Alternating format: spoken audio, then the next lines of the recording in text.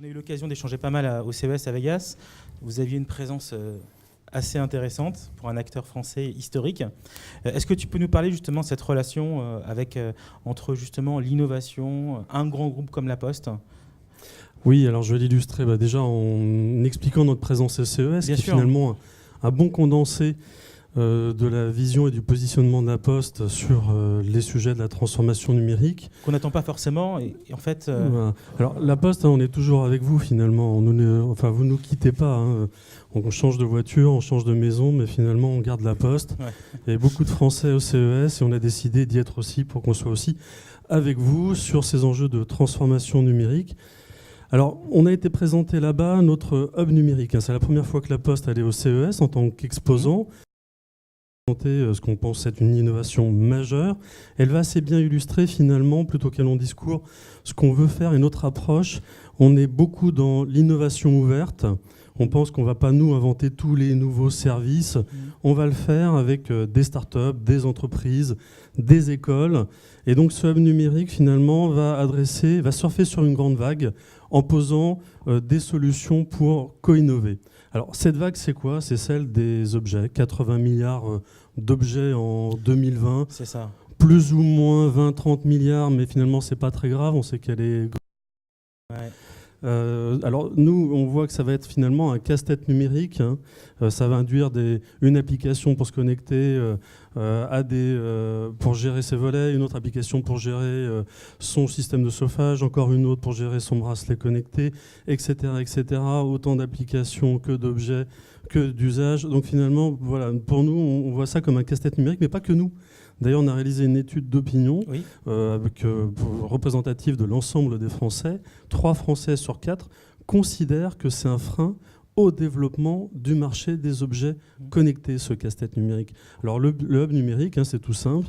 C'est une application que vous pouvez mettre dans votre poche. Que vous avez développée, que vous avez annoncé au CES. Exactement, qu'on a présenté là-bas. En un clin d'œil, vous allez pouvoir connecter très simplement tous vos objets et services connectés et les gérer avec une seule application, une seule interface. On redonne finalement le pouvoir à l'utilisateur.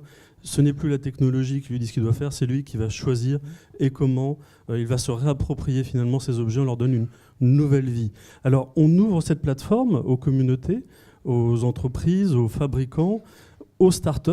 Et d'ailleurs, on a emmené avec nous au CES une startup, des étudiants, des écoles, pour venir présenter ensemble cette approche.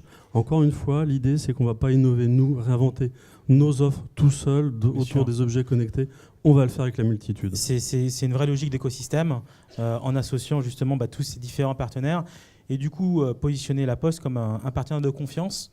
Et oui, effectivement, ce qui nous permet de jouer ce rôle, c'est qu'on a un positionnement historique qui est naturel, qui est la neutralité. On n'est pas, depuis Louis XI, un pur player du numérique, mais depuis Louis XI, on est un pur player de la confiance. On est un tiers de confiance naturel pour les Français, mais aussi pour les entreprises, ces startups. Et donc finalement, on n'est pas lié à un univers technologique plus qu'un autre. On a vu tout à l'heure les débats en fonction des filières technologiques. Nous, on se positionne vraiment en transversal, et donc ça nous permet d'être ouvert à un grand nombre d'acteurs, et donc on est très proactif dans cette logique d'open innovation. Alors je peux l'illustrer très simplement. Donc on a emmené avec nous une start-up qui s'appelle Human Life, voilà, j'en fais la promotion, c'était bien l'idée de l'afficher avec nous au CES. Donc pour affirmer cette idée qu'on ne va pas innover tout seul, on va le faire avec des startups dès lors qu'on a les bons outils. Donc cette plateforme, c'est un bon vecteur pour favoriser cette intégration et cette co-innovation. On a aussi emmené des écoles. Alors on est parti avec, en l'occurrence, un programme qui s'appelle le School Lab, avec l'ESSEC, Centrale, le Strat College, mais aussi l'Université de Berkeley. On s'est ouvert sur l'international pour imaginer ensemble des nouveaux services, pour les inventer conjointement. Alors tout ça, ça marche pas très bien si on ne met pas un peu de fuel. Donc on a un fonds d'investissement qui s'appelle Xange depuis un certain nombre d'années, et on a lancé une innovation en 2014. Alors là, pour le coup, je pense qu'on est plutôt dans les pionniers sur cette innovation, c'est ce qu'on appelle un fonds d'accélération pour aider les startups à franchir leurs premiers pas dans leur vie. Alors, ces premiers pas, sont ceux qui sont les plus difficiles. C'est souvent comment on accroche des premières références clients pour valider les offres, valider les concepts, développer finalement sa notoriété et franchir de nouvelles étapes dans le développement. Et donc, ce fonds d'accélération vise à soutenir des business tests. Alors, ça nous permet, nous, en tant qu'entreprise, que de découvrir des nouveaux champs d'usage d'application. Et à la start-up, ça lui permet finalement de gagner des références, de gagner en maturité, en crédibilité. C'est un vrai gagnant-gagnant. Donc voilà, donc finalement, on a été aussi illustrer ça au CES, cette dynamique de grande entreprise qui est dans une logique ouverte d'open innovation avec des startups, avec des écoles.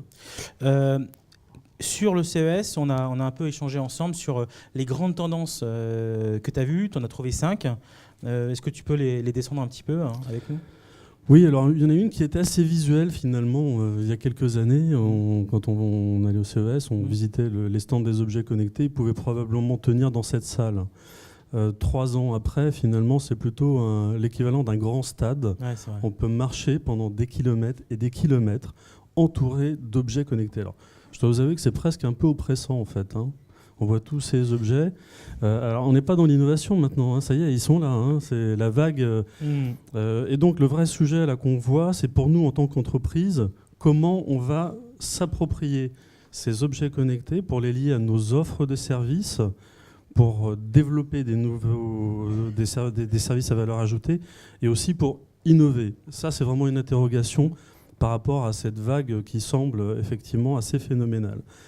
Deuxième tendance, on a observé, donc là ça y est, les voitures électriques c'est plus du futur. Enfin les voitures intelligentes, ce n'est plus du futur. Elles sont là, tous les constructeurs ou équipementiers sont venus les présenter, ça fonctionne. Finalement la limite ça va être nous dans la capacité à leur faire confiance.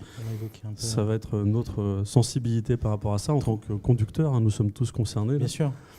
Troisième tendance. Troisième tendance, ça va être un sujet qui nous tient à cœur, nous, La Poste, qu'on a observé, c'est celui de la donnée. Pour la première fois au CES, il y avait un espace dédié à la confiance autour de la donnée.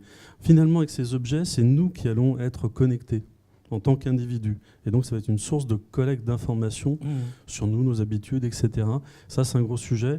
Donc, c'est ce qu'on amène, nous. On observe très attentivement cette tendance. Le hub numérique, c'est un élément de réponse par rapport à ça, par rapport à la notion de confiance et comment va-t-on gérer ça, et redonner aussi du pouvoir à l'utilisateur pour qu'il puisse, lui, choisir finalement quelles sont les données qu'il va vouloir partager ou non. Voilà. Troisième tendance qui nous a semblé assez forte.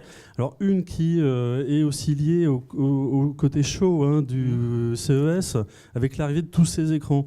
Tous ces écrans et ces objets connectés nous semblent maintenant arriver dans les magasins, les espaces de vente, pour imaginer créer des nouvelles formes d'interaction avec les clients. Donc voilà, le numérique, c'est plus que du web, c'est aussi dans le monde physique une réalité. Alors on l'a vu avec des objets, avec des robots qui communiquent et qui font de l'accueil, par exemple.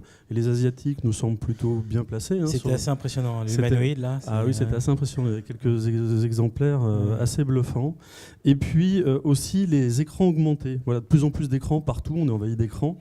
Bientôt dans les magasins, des écrans pour augmenter l'individu et finalement l'aider à choisir des vêtements, une coupe de cheveux, du maquillage, etc. Là encore une fois, l'Asie semble assez pushy sur ce sujet, mais on sent qu'on va être, nous, interpellés sur l'usage de ces nouvelles technologies et interfaces dans la relation, dans nos environnements physiques. Alors imaginez aux bornes de la Poste, par rapport à tout notre réseau de distribution, quels pourraient être les intérêts et les impacts. Dernière tendance, peut-être plus prospective, un peu plus fun, qui me semblait pour le coup une innovation assez intéressante, parce que finalement il illustre encore une fois que ce futur numérique, on l'avait vu tout à l'heure avec l'intelligence artificielle, sont des promesses qui sont anciennes, qui ont maintenant 10 ans, et on les voit, ça y est, elles arrivent, elles sont là. On a parlé de la voiture connectée, mais aussi on arrive dans des interfaces homme-cerveau qui sont opérantes. Alors ça, c'est quand même assez bluffant. Vous pouvez, en vous concentrant, faire une course de voiture pour gérer l'accélération du véhicule. Ça marche, ça fonctionne. Donc vous voyez, ce sont encore des commandes basiques. Mais c'est basé sur l'activité cérébrale, effectivement, de personnes, de casques, et ils pilotent la voiture juste en calculant l'augmentation de la... J'ai l'impression que c'est le même effet bluffant sur toi, et ça marche vraiment. Ouais, non, et effectivement aussi la capacité à piloter, à déclencher des commandes juste en analysant finalement les influx nerveux dans les bras. Alors on peut imaginer des champs incroyables dans la médecine par exemple, pour les personnes handicapées. Donc voilà, finalement ce futur, il est bien là autour de ces objets connectés, intelligents. Et donc finalement le gros challenge pour nous, grandes entreprises, ça va être comment nous les approprier pour développer, innover dans nos offres. Et nous, le choix qu'on a fait avec La Poste, c'est de le faire avec des grandes entreprises, mais aussi des startups. Donc je lance presque l'appel à candidature. Si vous êtes ouvert pour travailler en logique de co-innovation sur ces sujets-là, voilà, on cherche à rendre tangible cette promesse. N'hésitez pas, on aura l'occasion et le plaisir d'en parler. Merci Vincent pour Merci David, cet accueil. Bonne journée.